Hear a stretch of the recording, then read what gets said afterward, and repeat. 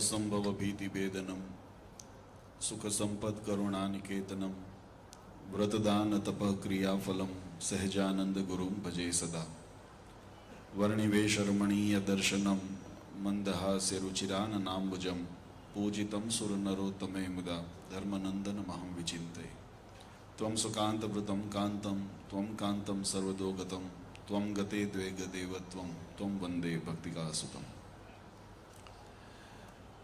सर्व अवतारी सर्व कारण कारण अपना सौना मोक्षदाता इष्टदेव भगवान श्री स्वामीनारायण स्वामीनारायण संप्रदाय दक्षिण विभाग अधिष्ठाता देव वड़तालवासी श्री लक्ष्मीनारायण देव हरिकृष्ण महाराज जेमना प्रतापथी समग्र मुंबई अने एना परा विस्तारनो सत्संग सुख्यो छे एवा मुंबई मंदिर में बिराजमान गोलोक विहारीजी महाराज जेमनी प्रतिष्ठा परम पूज्य सनातन धर्म धुरंधर आचार्य महाराज श्री अजिंद प्रसाद जी महाराज श्रीना वरद हस्ते करवामां आवी छे एवा आपणा डोंबिवली मंदिर में विराजमान प्रगट स्वरूप घनश्याम महाराजना दिव्य सानिध्य में आजना शाकोत्सव एवं द्विमासिक सत्संग सभाना शुभ प्रसंगे सभा में उपस्थित धर्मकूळ आश्रित वाला सर्वे मारा संतो पार्षदो श्रीजीना लाडीला धर्मकूळ आश्रित वाला सर्वे सत्संगी हरिभक्तो सर्व धर्म प्रेमी सज्जनों सर्व मोक्ष भागी जीवात्माओं दरेक भक्तजनों ने हमारा हृदयपूर्वक जय स्वामीनारायण। वाला भक्तो आज डोंबिवली ने आंगणे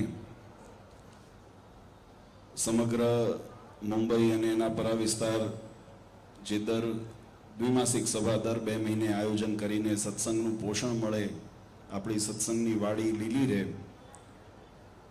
એ સંકલ્પ સાથે જે દ્વિમાસિક સભા કરે છે એ સભા એવં ભગવાન સ્વામિનારાયણે આજથી 200 વર્ષ પૂર્વે લોયાની અંદર જે દિવ્ય શાકોત્સવ કરી અનંત જીવાત્માના કલ્યાણને અર્થે પોતાના દિવ્ય ઐશ્વર્યના દર્શન કરાવી પોતાના શરણે લઈને મોક્ષના ભાગી બનાવ્યા એ દિવ્ય પ્રસંગની સ્મૃતિની અંદર આજનો આ સભા અને ઉત્સવ આપણે આયોજન કરેલું છે।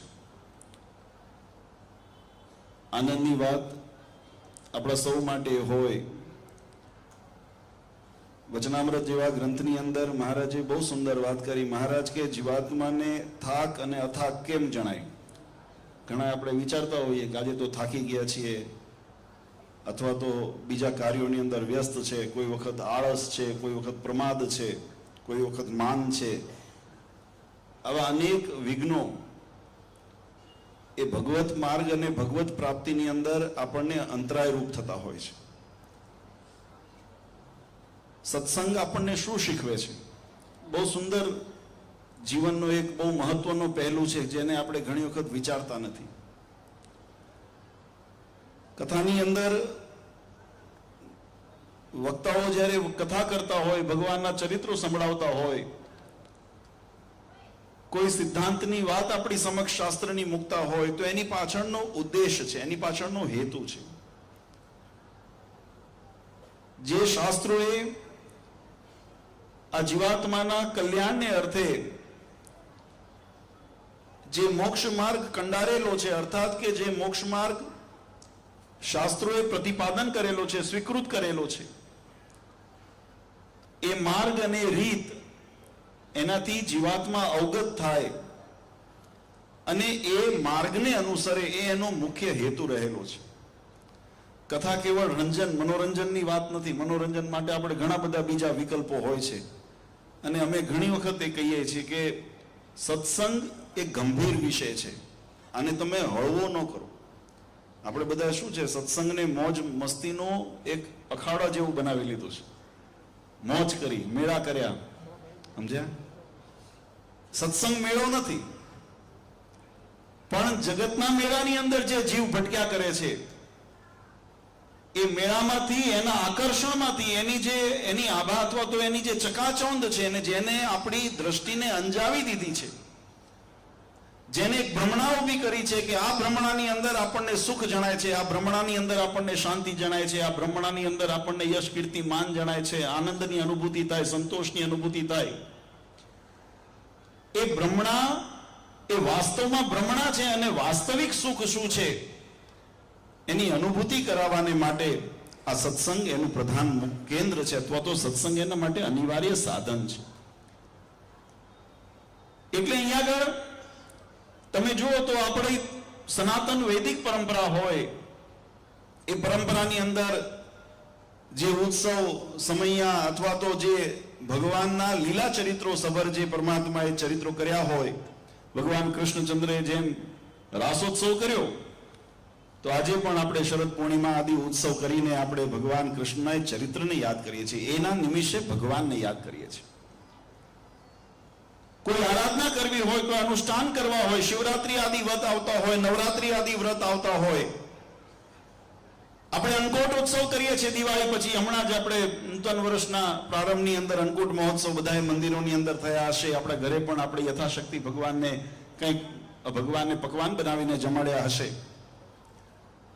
તો એની પાછળનો ઉદ્દેશ છે કે જે ચરિત્રો દ્વારા ભગવાને પોતાની પ્રતીતિ કરાવી. જે તમે પ્રસંગ યાદ કરો શ્રીમદ ભાગવતજીનો, ત્યારે ભાગવતની અંદર એવું ચરિત્ર આવે કે ભગવાન કૃષ્ણચંદ્ર એક વખત એવી લીલા કરી, પોતાના બાલ સખા સાથે ભગવાન જ્યારે ગાયો ચરાવવાને માટે ગોકુળની અંદર ગયેલા, ને પછી ત્યાં ભગવાને કીધું આમ તો બ્રહ્મ છે, પરબ્રહ્મ છે, એને કોઈ દિવસ માયાના આધીન જે શરીરના ધર્મ છે, ગુણધર્મ, એને નડતા ન હોય, બંધન ન કરે કોઈ દિવસ.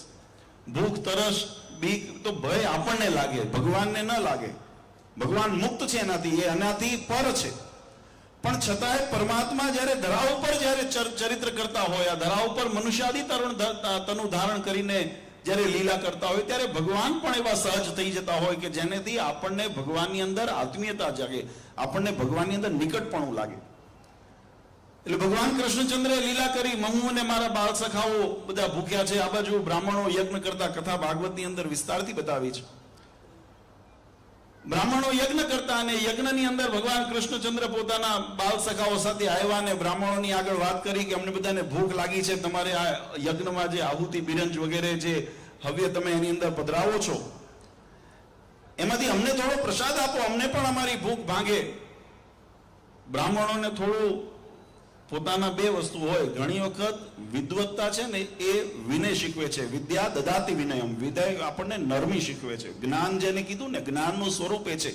કોઈએ પૂછ્યું કે જલસે પતલા ક્યાં હે, તો જલસે પતલા જ્ઞાન હે. જ્ઞાન સરળ બનાવે છે, પણ ઘણી વખત એ જ જ્ઞાન અહંકારી બનાવી દે છે, મદમાં લાવી દે છે. રાવણ પાસે સામર્થ્ય હતી, જ્ઞાન હતું, સિદ્ધિઓ હતી, પણ એને અહંકાર હતો, દેહાભિમાન હતું ને એટલે અહંકાર હતો. દુર્યોધન પાસે વિદ્યા, એ જ ગુરુ દ્રોણે જેને યુધિષ્ઠિરને ધર્મરાજ બનાવ્યા, તો દુર્યોધનના ક્લાસ જુદા થતા હતા. દુર્યોધન એ જ ક્લાસમાં બેસીને ભણતા હતા ને. જે પાઠ યુધિષ્ઠિર શીખ્યા એ પાઠ દુર્યોધન પણ શીખ્યા, પણ એ વિનમ્રતા શીખી, અને વિનમ્રતાના કારણે સરળ થઈ ધર્મ માર્ગ અપનાવ્યો. અને જેને અહંકાર હતો ને એને એ જ્ઞાન મળ્યું પણ પચ્યું નહીં, અને પછી એ જ જ્ઞાનનો ઉપયોગ વિનાશ કાળે વિપરીત બુદ્ધિ, વિપરીત દિશાની અંદર કરવાનો પ્રારંભ થયો. ત્યારે જેને પોતાના વિદ્યાનું જ્ઞાન હતું એવા બ્રાહ્મણો યજ્ઞ કરાવતા, જે ભૂદેવ હતા, કે આ તો બધું યજ્ઞ નારાયણ માટે છે, આ તમારા જેવા બાળકોને નથી આપવાનું, નીકળો અહીંથી, એમ કહીને કાઢ્યા. કથા બહુ વિસ્તારથી છે. એ ભગવાન કૃષ્ણચંદ્ર બાળ સખાઓ સાથે ગયા,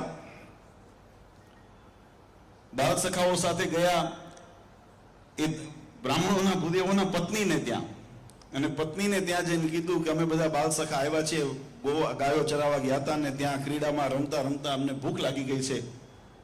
ત્યારે જેને માતૃત્વનો વાત્સલ્ય જેના અંદર રહેલું છે, એવું સ્ત્રી જે હૃદય છે ને કોમળ હોય, અને એટલા માટે જો શ્રદ્ધા તો સ્ત્રીલિંગ, ભક્તિ તો શ્રીલિંગ, શક્તિ એ સ્ત્રીલિંગ. આ બધા જે વિષય છે ને, આ બધા એ સ્ત્રીઓના ગુણની અંદર વિશેષતા આવે છે. ત્યારે એમને બધા ભગવાનને જમાડ્યા, અને ભગવાન રાજી થઈને રજા આપી, તો એમને હિંડોળેથી એમ કહેવાય ખાટથી પાટ ને પાટથી ખાટ. આજે તમે વૃંદાવન જાઓ ને તો એ તમે દર્શન કરજો, જે ગોરાણીઓ હોય ને, ગોરાણી કહેવાય, ગોરના પત્ની ગોરાણી, એ બધા બરાબર દાગીના બાગીના સજ્જ થઈને એ ખાટલેથી હિંડોળેથી ખાટલે, અને કામ વૈતરું બધા ભૂદેવોના વારસોને કરવું પડે છે. કેમ કે પરબ્રહ્મને ઓળખ્યાની શરણાગતિ ન થઈ. આ શરણાગતિનો મહિમા છે. અને જેને ભગવાનનો શરણો લીધો, આ બધા જે ચરિત્રો આપણે કથાની અંદર શ્રવણ કરીએ છીએ, આજે આપણે અહીંયા શાકોત્સવના પ્રસંગને શ્રવણ કરીએ છીએ, એની પાછળનો હેતુ છે કે પરમાત્માના ગુણ, એક જે સિદ્ધાંતો અને ધર્મ માર્ગ શાસ્ત્રોએ પ્રતિપાદિત કર્યો છે એને જીવાત્માને અનુસરવાની પ્રેરણા મળે. જગતના મેળામાં જે વસ્તુ થાય છે જો એ અહીંયા જ કરવાનું હોય તો પછી આમાં અને એમાં ફેર શું રહ્યો? ઘણી વખત ઘણા એવા તર્ક કરતા હોય કે એના બહાને અહીંયા આવે, પણ આવીને કરી તો એ જાય છે, અહીંયા લાભ શું લઈને ગયા? તમે જે બહાર જઈને મોજ શોખ કરતા હો કે જે તમે જે પોતાના દેહને સંતોષ કરાવતા હો, એ જો મર્યાદાઓ ન રહે તો એમાંનામાં ભેદ. એટલે કહેવાની પાછળનો કે સત્સંગનો હેતુ અલગ બહુ ગંભીર છે. કારણ કે જગતના શાસ્ત્રોએ બહુ ટૂંકમાં વાત સમજાવી, જગતના વિષયો જીવાત્માને બંધન કરનારા છે અને ભગવાનની ભક્તિ એ જીવાત્માને મુક્ત કરનારી છે. આ એનો મુખ્ય તફાવત રહેલો છે. એટલા માટે સિદ્ધાંતોનું પોષણ આપવાને માટે આવી કથા વાર્તાના માધ્યમથી એ જીવાત્માને સદમાર્ગ, મોક્ષનો માર્ગ એનો અગ્રેસર થાય, એના ઉપર આગળ વધે, એના માટેનો પ્રયત્ન છે. બીજું, પરબ્રહ્મ પુરુષોત્તમ નારાયણની ઓળખાણ અને એનો મહિમા એ જીવાત્માને કેમ દ્રઢ થાય?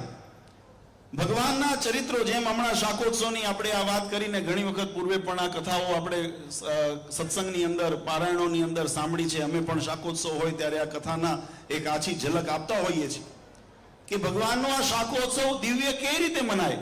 નહીં તો જગતના જમણવારમાં ન ખપ્યો હોત. હમણાં યાદ કર્યું, એને જગતના ખોરાકની અથવા જગતના જે વ્યવહારની અંદર આપણે જમણવાર કરતા હોય એમાં ન ખપ્યો હોત. પણ એમાં ન ખપ્યો અને એનો ઉત્સવ થયો. એની પાછળનો હેતુ શું?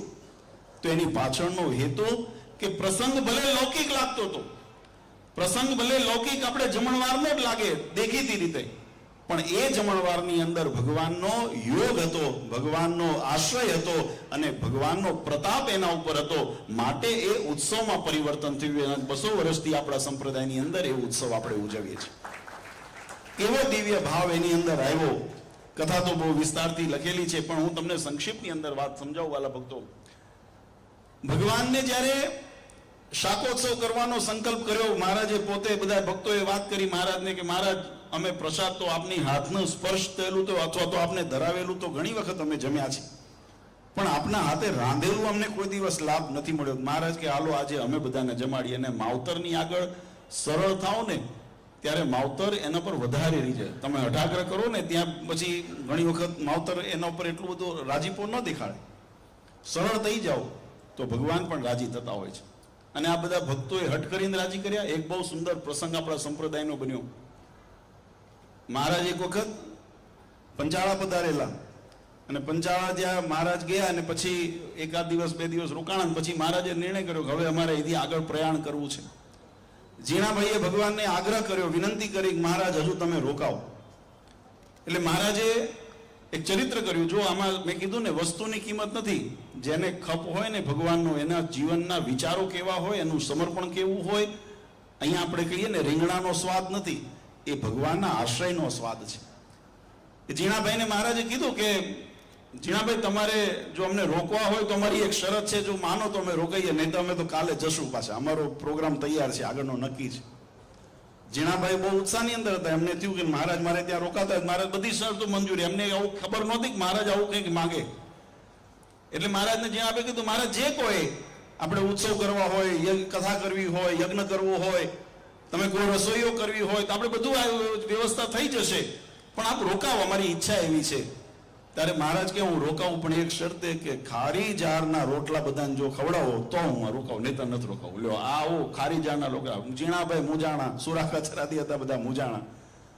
અને ગઈકાલે અમે નાસિકની અંદર યુવાનો સાથે બેઠા હતા ને ત્યારે મેં વાત કીધું, મેં કીધું આ જગત છે ને બહુ આપણા હરિભક્તોની અંદર પણ એવા જેને નિષ્ઠા દ્રઢ ન હોય ને, એને જ્યારે દૂધપાક, જલેબી, મોસુબ, મોહનથાળ હમણાં બધા નામ ગણાવ્યા ને, એની મિજબાની થતી હોય ને ત્યાં તો બધાને હોશ હોય અને ઉત્સાહપૂર્વક જાય. પણ ભગવાન જ્યારે આવું ચરિત્ર કરે ને, ખારી જાર ખાવાના રોટલાના વારા આવે ને, તોય જો સત્સંગમાં પડ્યો રહે ને તો એનું નામ સાચો સત્સંગ. મિજબાનીમાં તો બધા આટા મારતા હોય, બધા અગ્રેસર થઈને પહેલી પંક્તિમાં બેઠા હોય અને વાતો વખાણ નહીં કરે. મહારાજને ચરિત્ર કર્યું જીણાભાઈ મહારાજને વાત કરી, મહારાજ હું તો ગામ ધણી કેવો, મારી કંઈક આબરૂનો તો વિચાર કરો, મારા મહેમાનો છે, ભગવાન છે, સંતો છે, અને આવા ખારીજાના રોટલા ખવડાવો તો મારી આબરૂ શું રહે? ત્યારે મહારાજ કીધું જો અમને રાખ્યાનો કપ હોય તો આ શરત માનવી પડશે, નહીતર અમારે જવું છે. મહારાજની પાછળનો હેતુ જુદો હતો. જેમ મેં કીધું ને કે ભગવાનની લીલાઓની અંદર ઘણા બધા સંકલ્પો સમાતા હોય. મૂળ તો મહારાજને એ હતું કે થોડા દિવસોની અગાઉ જે મહારાજની યાત્રામાં જે બધા કાઠી દરબારો અને ભક્તો મહારાજની સાથે જોડાયેલા, એ જ્યાં જાય ત્યાં મેવા મિષ્ટાન, જ્યાં જાય ત્યાં મેવા મિષ્ટાન, જ્યાં જાય ત્યાં મેવા મિષ્ટાન, એટલે બધાને રસેન્દ્રી બહુ તાજી થઈ ગઈ હતી. એટલે મહારાજની તો, અને અમારે ત્યાં તો એ જ અમારું કર્તવ્ય એ છે. ઘણી વખત ભક્તોને કડવું લાગતું હોય અથવા તો ઘણી વખત ન ગમતું હોય, પણ અમારું કર્તવ્ય છે. શ્રીજી મહારાજ શીખવાડ્યું, જ્યારે જે અંગને વધારે માન પડ્યું હોય ને, જેનું વધારે પોષણ મળ્યું હોય ને, એ અંગનું ખંડન કરો તો એ અંગ પાછું પડે. આ એક સીધો પ્રશ્ન છે ને. તમને માનનું અંગ ચડે ને, હું પાછો પ્રોત્સાહન આપીને હાર પહેરાવ્યા કરું, થાપડ્યા કર્યું, બહુ સરસ વખાણ કરું તો માન વધે ઘટે? હવે મને ખબર છે તમારી સેવા બિરદાવવા યોગ્ય છે, પણ એનાથી જ્યારે માન વધતું હોય ને તો અમે ઘણી વખત ખોરી જારના રોટલા ખવડાવીએ કે ભાઈ આ બધો ઠીક, હવે બીજું કરે કર્યું. એનો હેતુ બીજો કંઈ ન હોય. એનો હેતુ બીજો કંઈ તમારી જોડે વેરભાવ નથી, તમારી જોડે દ્વેષ નથી. તમે અમારા બાળકો છો, અમારો પરિવાર છો, પણ છતાં પણ તમારું હિત શેમાં રહેલું છે, તમારું શ્રેય શેમાં રહેલું છે, એ વાતને ધ્યાનમાં રાખીને આ ચરિત્ર ભગવાન કરતા હોય. ત્યારે જીણાભાઈ કર્યું, સુરા ખાચર મહારાજની પાસે બેઠા હતા, આમ તેમ જોવા લાગ્યા. મહારાજ કે શું જુઓ છો? સુરા ખાચર કે મહારાજ જોઉં છું કે બીજો ભગવાન મળે તો આ ખારીજાના રોટલા ખાવા કરતા એના શરણે જતો રહીશ. પછી મહારાજ થોડી વાર હસ્યા, બધા સભા હસીને પછી મહારાજ પૂછ્યું કઈ દેખાય છે? તો કે મહારાજ ફાંફા તો બધે માર્યા, પણ કલ્યાણ કરે એવા ભગવાન તો આપ એક જ છો, એટલે આપનો છોડો મૂકીને જવું નથી. આ નિશ્ચય છે. આ વાત આપણને શું શીખવે છે? આ વાત આપણને એ શીખવે છે વાલા ભક્તો, કે જીવનની અંદર આ ચરિત્રને યાદ કરવાની પાછળનો હેતુ શું છે?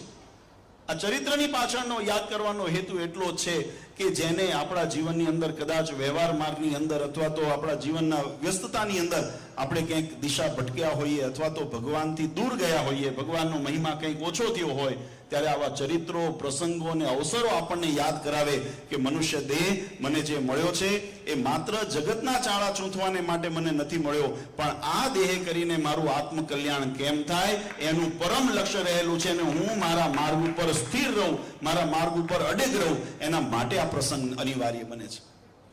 આજે ખરેખર બહુ આનંદની વાત છે.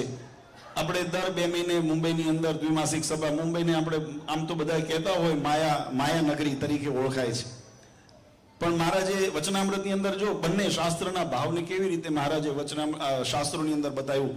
મહારાજ કે માયાને સમગ્ર સંસારના શાસ્ત્રોની અંદર તમે જુઓ ને તો માયાને વખોડી જ છે. માયા, મહારાજે કીધું માયાને બધાએ વખોણી છે. પણ મને એવો પ્રશ્ન, ભગવાન કે મને એવો પ્રશ્ન થાય કે જે માયા ભગવાનમાં હેત કરે, માયાનો મતલબ હેત, કોઈ વસ્તુની અંદર આપણને આસક્તિ થાય, એની અંદર આપણને મમત્વ થાય, એનું નામ માયા. તો મહારાજ કે જો એ મમત્વ, એ માયા જો ભગવાન સંબંધી થાય તો એ શ્રેય કરતા થાય ને, તેને કેમ નગુણી કહેવાય? એને વખોડવાનો ક્યાં હેતુ રહ્યો? પછી મહારાજે પાછું બીજા વચનામૃતની અંદર સમાધાન કર્યું. મહારાજ કે વાત સાચી છે કે માયાને જો ભગવાન પ્રત્યે, જગતના વિષય પ્રત્યે થાય ત્યાં સુધી તો બંધન કરતા થાય, એટલે એને વિઘ્ન કરતા થાય, અને એટલે એને વખોવી. પણ જેને ભગવાન સંબંધી એ જ પ્રીતિ થતી હોય ત્યારે એવી પ્રીતિ કરાવનાર માયાને તો આપણે ગુણ ગ્રહણ કરવો જોઈએ. પણ મહારાજ કીધું કે એમાં પાછો મનુષ્ય સ્વભાવ આડો આવી જાય છે. કારણ કે આજે જેના કારણે ભગવાનની અંદર હેત થયા, તમે જો ગુણ જોઈને ભગવાનમાં હેત કરશો, જો પ્રેમ ભગવાનની અંદર 3 પ્રકારે 4 પ્રકારે વચનામૃતની અંદર મહારાજ બતાવ્યા છે. રૂપે કરીને, ગુણે કરીને ઇત્યાદિ મહારાજે એના વિસ્તાર બતાવ્યા છે. મહારાજ કહે કે જો રૂપે કરીને ગુણ કર્યું હશે તો રૂપ એક દિવસ, આ સંસારની સૃષ્ટિનો ક્રમ છે કે જે રૂપ છે એની અંદર વિકાર આવવાનો છે. આપણા શરીરનો અથવા પ્રકૃતિનો એક નિયમ છે. તમે જોઈ પણ મોટી ઇમારત, તમે કદાચ આજે આપણે એમ કહીએ કે વૈભવશાળી તમે ઇમારત બનાવી તો એક સમય એવો આવશે કે ખંડર હાલત થવાની છે. કદાચ વર્ષે, 2 વર્ષે, 5 વર્ષે, 50 વર્ષે, 100 વર્ષે, પણ એની આવરદા નક્કી છે. આ સૃષ્ટિની અંદર તમે જો વૃક્ષાદિથી તમે સરસ મજાનો બગીચો બનાવ્યો હોય તો એક સમય એવો આવે કે બગીચાની અંદર પણ વિરાન જેવું થતું હોય છે. આપણે એની અંદર માવજત ન લીધી હોય, ધ્યાન ન દીધું હોય તો વહેલો સુકાય. કદાચ માવજત લો તો પણ એનો નાશ તો એની અંદર વાવેલા જે વૃક્ષ છે, વેલી છે, એની આયુષ્ય પૂરી થતી હોય છે. આપણા પરિવારની અંદર આપણે જોઈએ, આપણે જેને લાલન પાલન કરીને ખૂબ પ્રેમથી ઉછેર્યા હોય, આપણા બાળકો હોય, વડીલો હોય, માતા પિતાની સેવા કરતા હોઈએ, આદિ અનેક આપણે પરિવારની સાચવણી માટે સારું ભોજન, સારા કપડાં, સારી સગવડ બધું આપતા હોઈએ. પણ એક સમય એવો આવે છે કે જ્યારે આપણું શરીર છે એ પણ જેને કહેવાય કે અંગમ ગલિતમ પલિતમ તુંડમ દશનિહિનમ જાતમ તુંડમ વૃદ્ધો યાતિ ગ્રહિત્વા દંડમ તદપિનમ મુંચતી આશા પિંડમ. આપણું શરીર છે એ એકદમ વિકાર અને ક્ષીણ થવા માંડવાનું છે. આ વાસ્તવિકતા છે.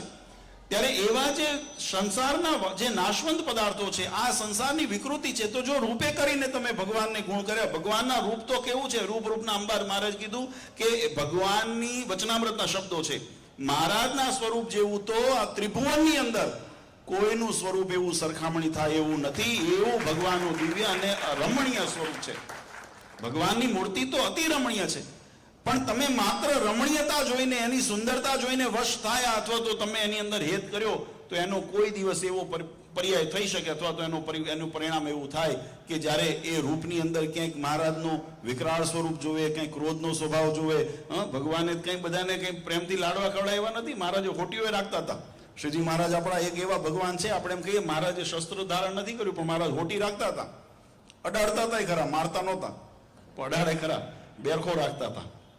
આપણે બ્રહ્માનંદ સ્વામીની કથા સાંભળીએ છીએ ને, એ શસ્ત્ર નહોતું પણ એનો ઘા તો પડતો જ તો. ટકોરતા હતા મહારાજ. મહારાજ ઘણી વખત સંપ્રદાયમાંથી મહારાજ નિરાશ થઈને મહારાજ નીકળી જતા. મહારાજ ખાખરાના વનમાં જઈને બેસતા. મહારાજ કે મને આ સત્સંગમાં નથી રહેવું. કેમ? તો કે અહીંયા બધાને ભગવાન થવાની હોડ છે, અહીંયા બધાને પોતાને મનાવવા પૂજાવાની હોડ છે. મારે તો જ્યાં કલ્યાણનો ખપ છે અહીંયા મારી જરૂર છે, અહીંયા મારે રહેવું છે, બાકી મારે ત્યાં રહેવું નથી. મહારાજ પણ એવા રીસાતા હતા. દાદા ખાચર ને લાડુબાને એક વાર મારા સંપ્રદાયની અંદર આપણા શાસ્ત્રોની અંદર પ્રસંગ લખેલો છે. મહારાજે નક્કી કર્યું કે મારે અહીંથી નથી રહેવું, મારે જવું છે. ત્યારે મોટીબા લાડુબા વગેરે ભગવાન આગળ ગયા ને મહારાજને વિનંતી કરી, મહારાજ અમારો એવો કયો અપરાધ? મહારાજ કે મારે અપરાધે નથી કહેવો, જ્યારે તમને મારી ખપ જ નથી તો મારે અહીંયા રહેવું નથી. એમાં કંઈક સંતોના કે ભક્તોના કંઈક વર્તનની અંદર વાંક આવ્યો હશે ને મહારાજે કીધું હશે તો નહીં એનું સાંભળ્યું હોય, એવું પ્રસંગ એવો આપણા ભક્ત ચિંતામણી આદિ ગ્રંથોની અંદર વર્ણન આવે છે. ત્યારે બધાએ બહુ ચિંતિત થયા. મહારાજને બહુ વિનવ્યા, પણ મહારાજે એકના બે નહોતી. હમણાં ભગતે કીધું ને પૂરબીયા ભગવાન પકડે પછી છોડે નહીં. એ પછી એમને મહારાજ રાજી ન થયા, મહારાજ માન્યા નહીં. અને માન્યા નહીં એટલે પછી ભક્તોએ બીજો નિર્ણય કર્યો. મહારાજ કે મહારાજ હવે તમે જતા રહો તો અમે તમને બાંધી ન શકીએ, પણ એક વસ્તુ એટલું કરો કે અમે બધા હરિભક્તોના ને બધાને અમે એકત્રિત કરીએ, તમે બધાની હાજરી કહો, નહીતર બધાને એવું થશે કે આ દાદાના પરિવારે અથવા તો ગઢપુરવાસીઓએ બરાબર સેવા ન કરી, મહારાજને સાચવ્યા નહીં, એટલે મહારાજ ગયા. અમારા કંઈ સેવાની અંદર ખામી હોય તો અમે કહો, અમે સુધારીએ. અમારા કંઈક વાણી વર્તનમાં કંઈ ફેર હોય તો અમે કહો, અમે સુધારીએ.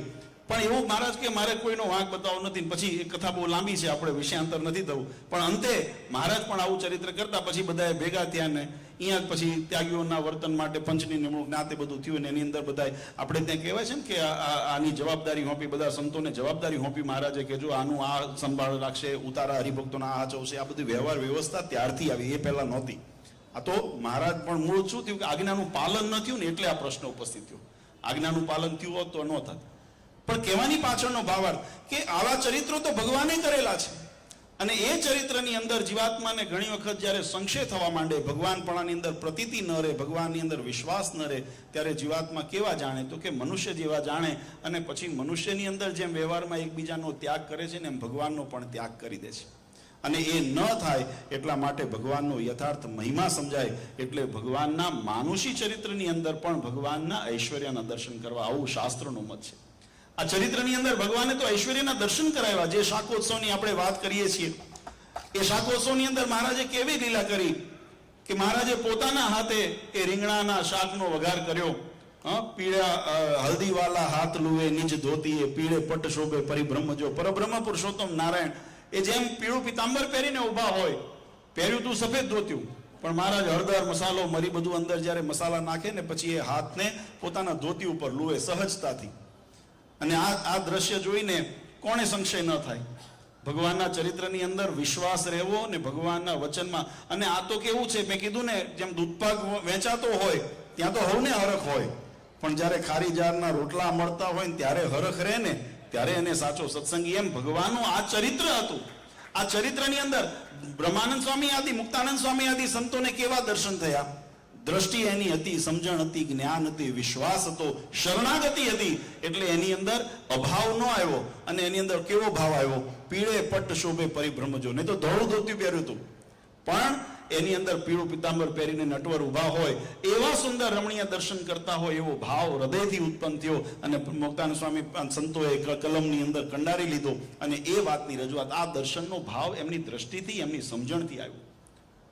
એની એ જ જગ્યાએ, એ જ ચરિત્રની અંદર તમે જો કાશીદાસ, કાનદાસ આદિ પાટીદાર ભક્તો એ ચરોતરથી આવ્યા હતા મહારાજના દર્શન માટે.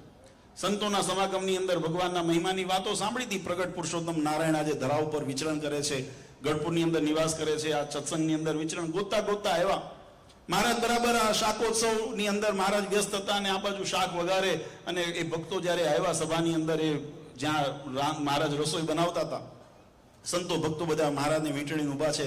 કોઈ મહારાજને મસાલો આપે છે, કોઈ રીંગણા આપે છે, કોઈ વસ્તુઓ મહારાજની પડખે ઊભા રહીને સામગ્રી આપે છે. આ બધા દ્રશ્ય જોતા જોતા મહારાજને મસાલો નાખતા જોયા અને હાથ પીળા પિતાંબર પોતાના ધોતી ઉપર લૂતા જોયા અને મનમાં મનુષ્ય ભાવ આવ્યો અને શંકા પડી કે આને ભગવાન કેમ માનવા?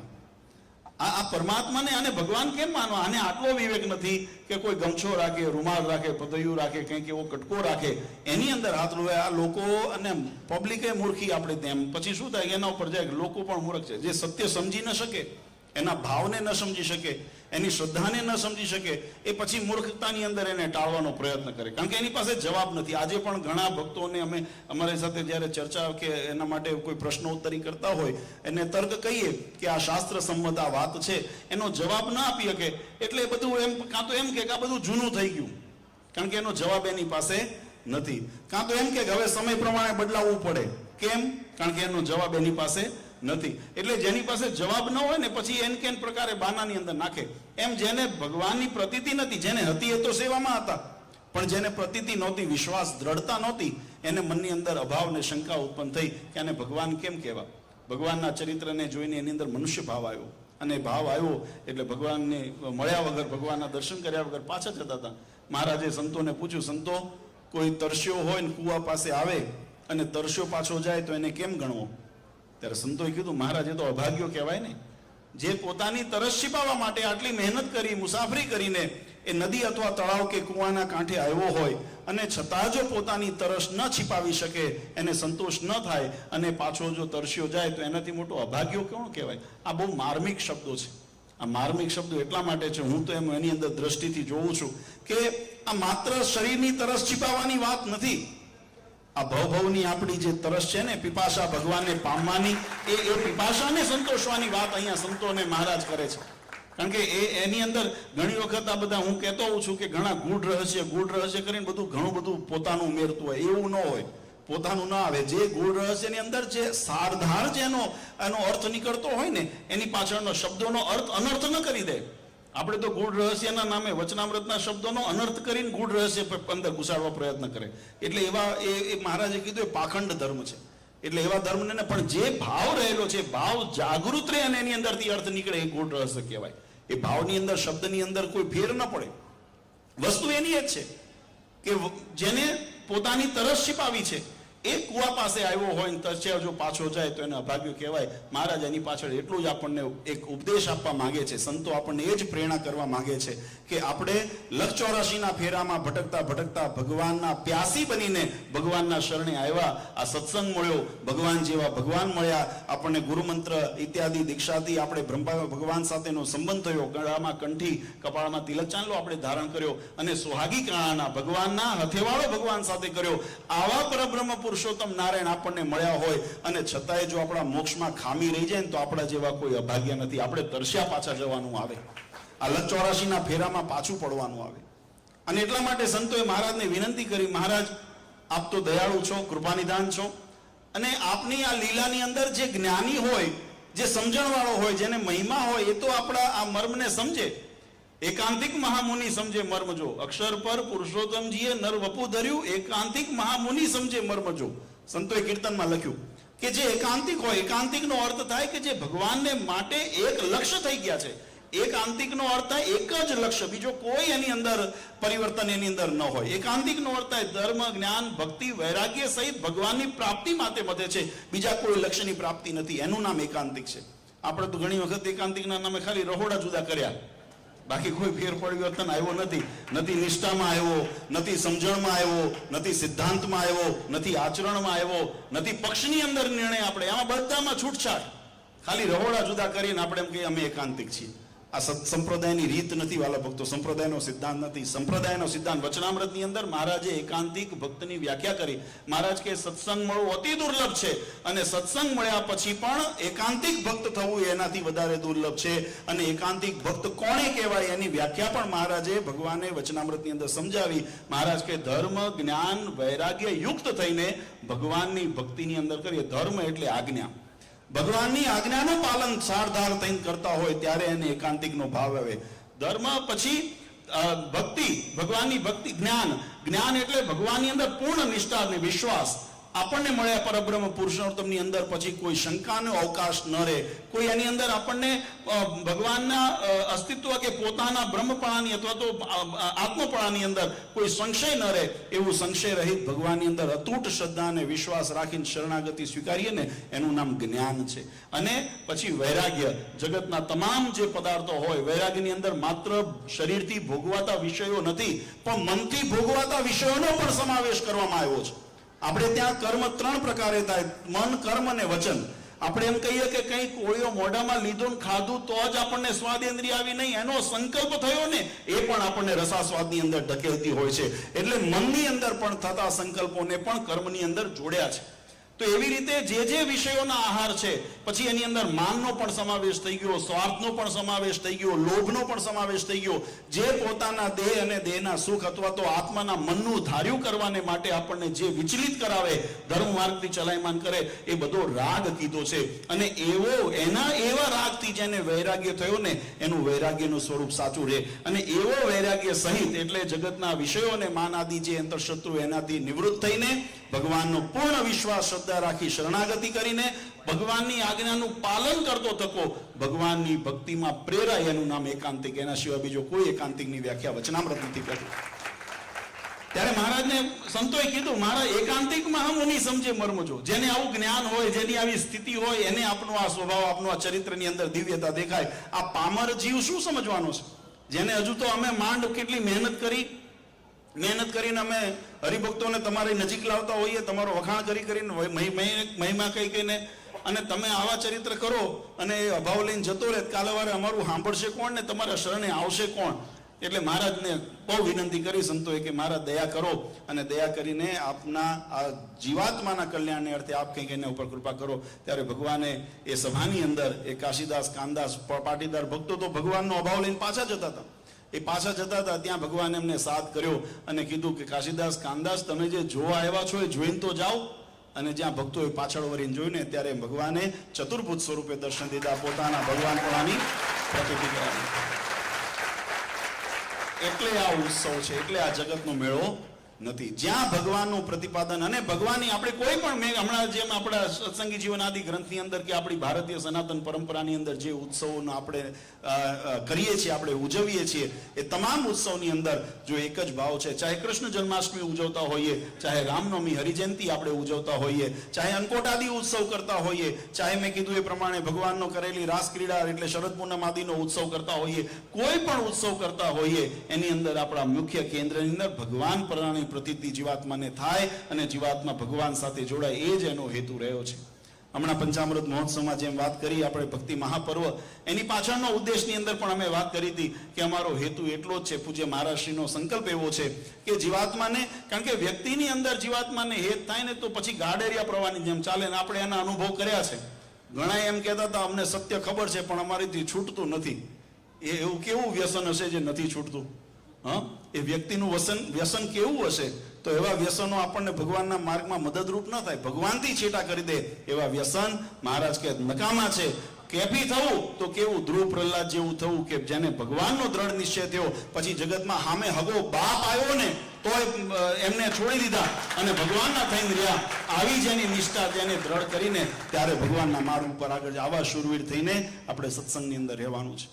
આની પ્રાપ્તિને પોષણ થાય એના માટે આ બધા હેતુ કરીએ છીએ. ખરેખર ખૂબ આનંદની વાત છે. હમણાં સંતો ભક્તો વાત કરતા હતા એ પ્રમાણે કે ભાઈ ડોંબીવલી સત્સંગ નાનો, હું તો એમ માનું છું કે ભગવાનનો ભક્ત કોઈ દિવસ નાનો હોય જ નહીં. જેના માથે પરબ્રહ્મ પુરુષોત્તમ નારાયણ અનંત કોટી બ્રહ્માંડના અધિપતિ એવા ભગવાન શ્રી હરિનો જેની પર કૃપા હોય અથવા તો જેની નિષ્ઠા દ્રઢ હોય, આપણે જેના શરણમાં બેઠા ને એ શરણ મોટું છે એટલે આપણે મોટા છીએ.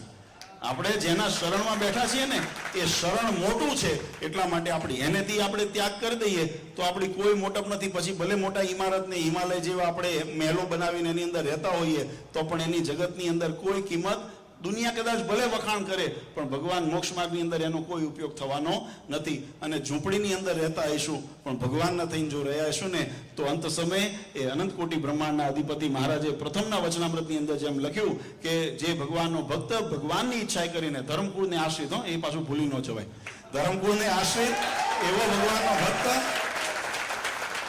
એ ભગવાનની ઈચ્છા કરીને જ્યારે પંચભૂતના દેહનો ત્યાગ એટલે કે આ પંચભૂતનું જે શરીર એનો ત્યાગ કરે છે ત્યારે બ્રહ્મમય દેહને પામે છે.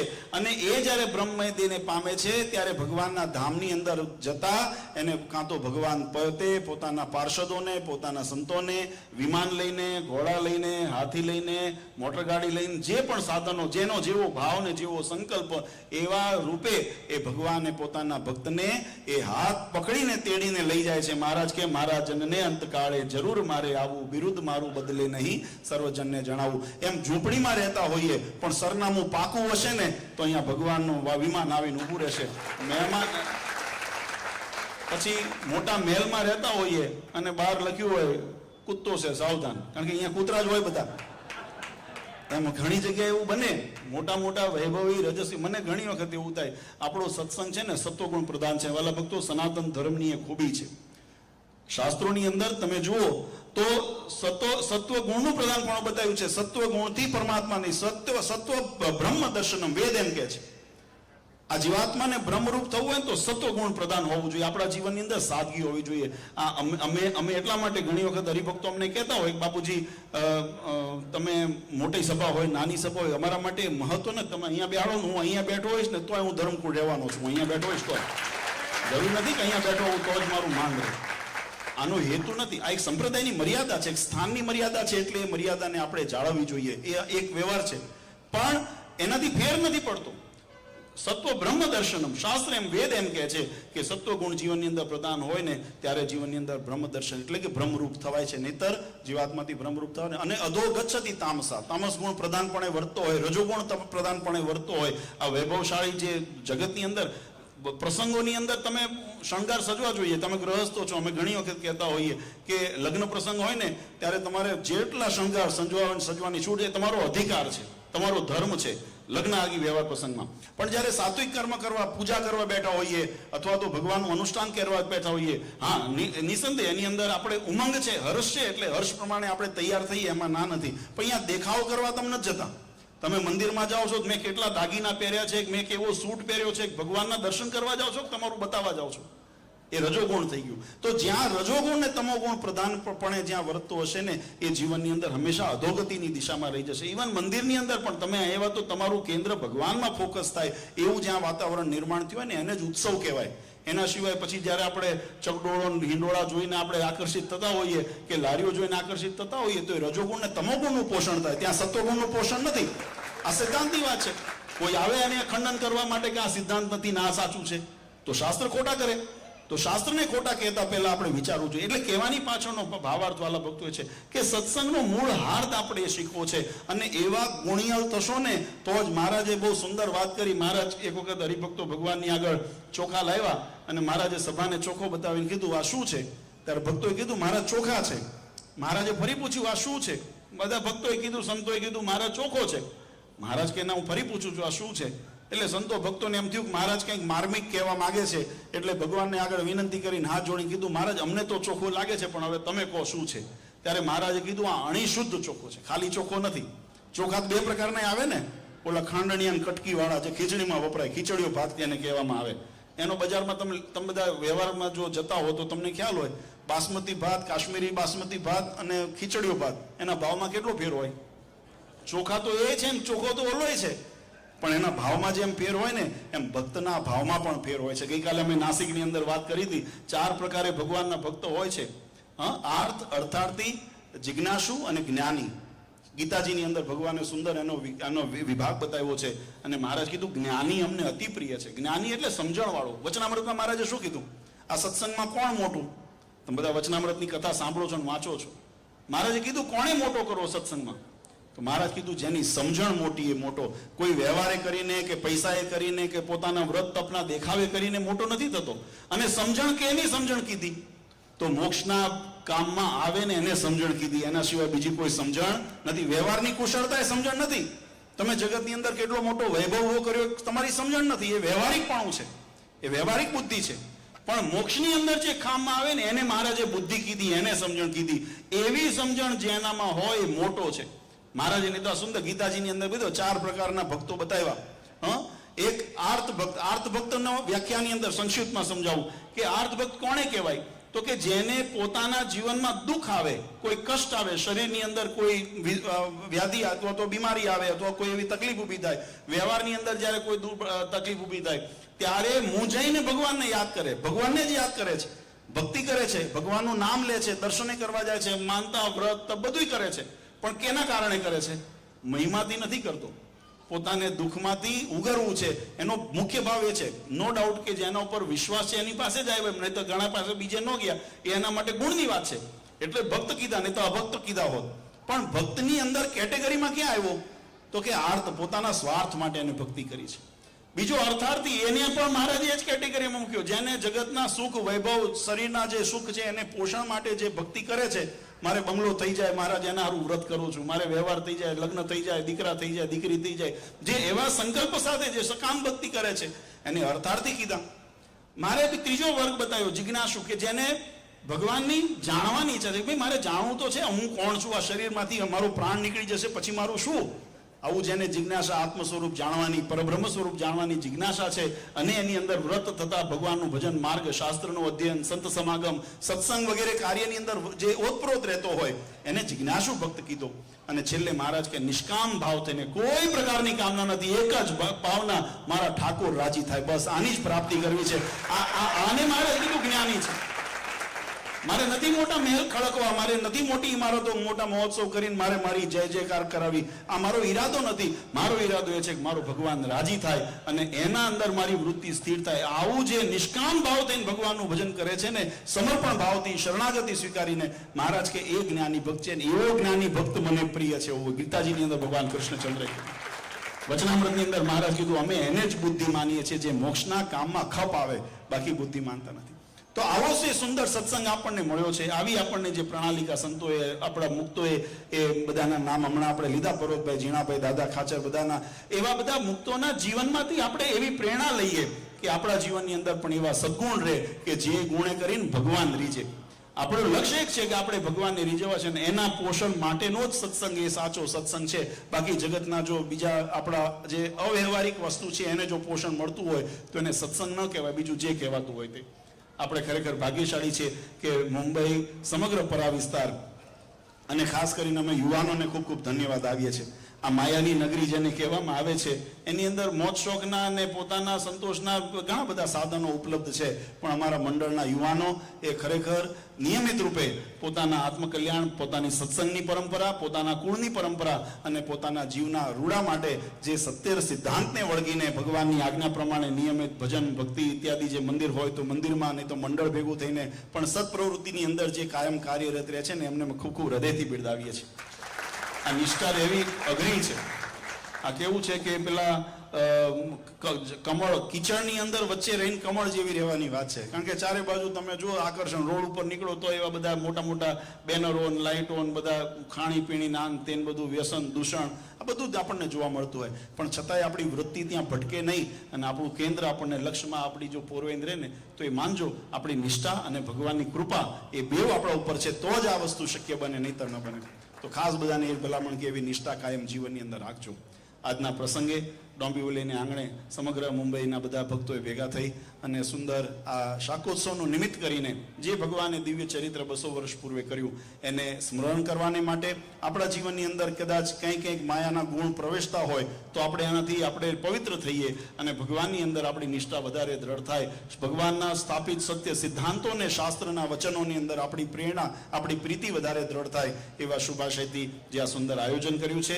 આયોજનની અંદર સ્થાનિક ભક્તોને એટલા માટે અમે અહીંયા આગળ ડોંબિવલીના યુવાનોને વધાવીએ કારણ કે અહીંયા તમારી સંખ્યાનું બળ આપણને એમ લાગે કે કદાચ ઓછા છે. અનુભવમાં પણ આ પહેલો બીજો લગભગ આમાં બીજો આ શાકોત્સવ આપણે કર્યો એટલે ઘણા વખત વચ્ચે ગેપ પડી એટલે એમને મનમાં એવું થાય કે કેમ થશે પણ એટલે તમે છતાંય સાહસ કર્યું ને એ સાહસ એને હું કાયમ કહું છું વાલા ભક્તો, સફળતા છે ને એ કાર્યનું માપદંડ ક્યારે હોઈ ન શકે. તમે નિષ્ઠાથી પ્રયત્ન કર્યો છે ને એ જ મોટી સફળતા છે. આ હું મારા ઘરના શબ્દો નથી કહેતો. વચનામૃતમાં મહારાજે કીધું, મહારાજ કે અંતરશત્રુ સાથે લડતો હોય, મહારાજે ત્યાં યુદ્ધનું બતાવ્યું છે કે જ્યારે બે સેના સામસામે ઊભી હોય અને એક બાજુ આરબનું બેરક હોય, આરબનું બેરક એટલે એવા ખૂની જનુની એવા જ્યારે સૈનિકો હોય અને બીજી બાજુ વાણિયા જેવા, એટલે વાણિયા માફ કરજો પણ એટલે સ્વભાવ સરળ અમારા જેવા વાણિયા બામણ, અમારા બામણને વાણિયા જોડે જ ગણાય એટલે વાણિયા બામણ જેવા હોય. હવે એ સામે બેરક અરબની બેરક હોય એની સામે યુદ્ધ કરવા જાય તો એના ધણીને ખબર, એને પોતાને ખબર વિશ્વાસ હશે કે હું આમાં જીતી શકવાનો નથી, પણ નિષ્ઠાપૂર્વક જેને યુદ્ધ કર્યું ને, લડ્યા ને, પછી કદાચ હારે ને તોય ભગવાન એના ઉપર રાજી થાય છે કારણ કે એને ખબર છે કે એને કોની સામે બાથ ભીડી હતી. આ શૂરવીરતા છે. એમ આપણે કદાચ એવું માનતા હોઈએ કે અમારો સમુદાય કદાચ ઓછો છે, અમારી પાસે આર્થિક શક્તિ સામર્થ્ય એટલી ઓછી છે, તો એનાથી મૂંઝાવાની જરૂર નથી. આપણી લડત અધર્મ અને કળયુગની સામે છે. એટલું ભગવાન નહીં જોવે કે અમારા યુવાનોએ, આ શૂરવીર ભક્તોએ આ અધર્મ સાથે બાથ ભીડી હતી એટલા માટે અમે એના ઉપર રાજી છીએ. પછી આપણે જીતીએ હારીએ એ નજર પડીને એમાં મહારાજ કે એનું કલ્યાણ થઈ ગયું, એવી વાત આપણને ભગવાને સમજાય. આ વચનામૃતના શબ્દો છે. એટલે ખૂબ બધા અહીંના સ્થાનિક ભક્તોને હિંમત રાખજો કે આપણે અધર્મ કળયુગી વાતાવરણની સામે ધર્મ માટે, આપણે ભગવાનની આજ્ઞા માટે જ્યારે પ્રયત્ન કરતા હોઈએ, કદાચ જીવનની અંદર કોઈ કડવા અનુભવ થાય, કોઈ સારા અનુભવ થાય, એ બધા એક જીવનની શીખ છે.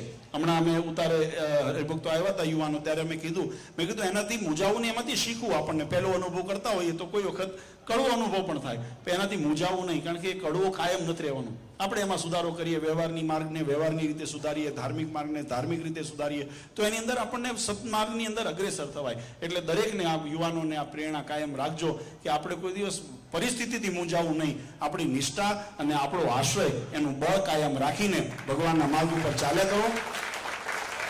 ભગવાન એમ કેમ પ્રકારે પ્રત્યક્ષ કે પરોક્ષ રીતે મહારાજ ક્યાંક ને ક્યાંક આપણી મદદ કરે છે. હું તમને એક નાનો દ્રષ્ટાંત આપું. અમારા જો કેનેડાના યુવાનો અહીંયા બેઠા છે, 4-5 વર્ષથી અમે ત્યાં મંદિર માટે મહેનત કરતા હતા. તાદૃશ્ય ભગવાન કેમ ભળતા હોય ને કેમ કરતા હોય, ત્યાં આપણે મંદિરની જગ્યા હમણાં ટોરન્ટોમાં નવી લીધી. યુવાનોને મુબારક કે એમને મહેનત ખૂબ કરી અને જાન્યુઆરીની અંદર મંદિરનું ઓપનિંગ કરવા હું જવાનો છું. વાત એટલા માટે કરું છું, ભગવાન ભળે છે કેવી રીતે આપણને પ્રતીતિ થાય. તો પ્રતીતિ કેવી, ભગવાનના કૃપાની અંદર આપણે કંઈ એવું ચમત્કાર થાય તો જ કૃપા ગણાય નહીં. આપણા કામની અંદર ભગવાન બરકત કરાવે અને અણધાર્યું જ્યારે કરાવે ને ત્યારે થાય. અમારે ત્યાં આપણે વિદેશની જે પદ્ધતિ પ્રમાણે જ્યારે કોઈ પણ વસ્તુ લેતા હોઈએ તો એને મોર્ગેજ કરાવવી પડે, એની અંદર લોન લઈને એની અંદર હપ્તા સિસ્ટમ વગેરે કરતા હોય. એ પદ્ધતિથી ત્યાં પ્રોસેસ કર્યો તો ચાલુ. પ્રોસેસ અમે કર્યો તો ગયા મે મહિનાની અંદર.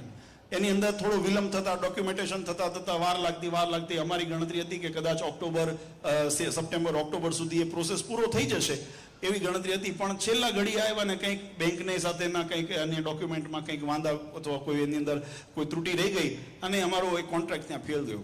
બધા મૂંઝાણા કે હવે કેમ કરવું. હવે તાત્કાલિક કારણ કે સોદો થઈ ગયો તો ડોક્યુમેન્ટેશન એડવાન્સ પેમેન્ટ થઈ ગયું હતું, જેને ટોકન કહેવામાં આવે, આપણે ત્યાં ડાઉન પેમેન્ટ કહેવામાં આવે, એ અપાઈ ગયું હતું અને મૂંઝારો થયો.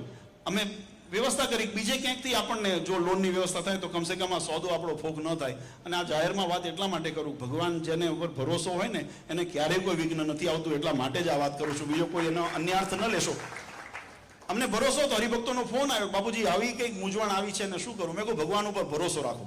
ભગવાન બધું પાડશે. આપણું કાર્ય આપણે શુદ્ધ બુદ્ધિથી કર્યું છે ને, ભગવાન એમાં વિઘ્ન નહીં આવવા દે. અને મહારાજે કર્યું એવું બીજા દિવસ ત્રીજા દિવસ મેં કહું પ્રયત્ન કરવો જોઈએ. બીજા 3 દિવસ પ્રયત્ન કર્યો અને એક બીજી કંપનીની અંદર આપણને લોન આપણી અપ્રૂવ થઈ ગઈ. એની અંદર ખાલી એવું થયું થોડું વ્યાજ વધારે ભરવાનું આવ્યું, એટલે $80,000 થી $80,000 અમેરિકા કેનેડિયન ડોલર આપણે વધારે ભરવાના આવ્યા. હવે અહીંયાની સત્સંગની સમુદાય સ્થિતિ નાની, તો એ નાની સ્થિતિના કારણે બધાને મૂંઝવણ તો થાય ને કે ભાઈ 5 પૈસા કેમ ભેગા થશે. પણ છતાંય બધાએ કીધું વાંધો નહીં, આપણે કર્યું છે સંકલ્પ તો આપણે થોડું વધારે ઘસાશું અને અમે એ લોનને અમે ચૂકતે કરશું. પણ આપણે જગ્યા લેવી છે. અંતે એ સોદો ફાઇનલ થયો. હમણાં અઠવાડિયે 15 ધનુર્માસથી પૂરો થયો એ પહેલાં જ કહ્યું. તમે નહીં માનો ભગવાનનો રાજીપો કેવી રીતે થાય કે બીજે ત્રીજે દિવસ મારા પર ફોન આવ્યો કે બાપુજી અમને ખબર નહોતી, પણ અહીંયા ગવર્મેન્ટની અંદર એક એવો રૂલ છે કે તમે જ્યારે આવું કોઈ ચેરિટી કરી, તમે ટ્રસ્ટ માટે તમે જે કામ કરતા હો અને એની અંદર તમે જે ડિપોઝિટ ગવર્મેન્ટની અંદર ભરવાનું, એ તમને રિબેટ આપે છે. $75,000 આપણને રિબેટમાં પાછા મળ્યા. કેવી રીતે ભગવાનનો પરચો અને પ્રતિતિ કરશો? કોઈનું ધાર્યું ન હોય, કોઈએ વિચાર્યું ન હોય, કોઈને સ્વપ્નમાં ખ્યાલ ન હોય, ત્યારે આવીને ભગવાન ત્રાજુએ તોડાઈને તારે માનજો ભગવાન આપણી સાથે છે.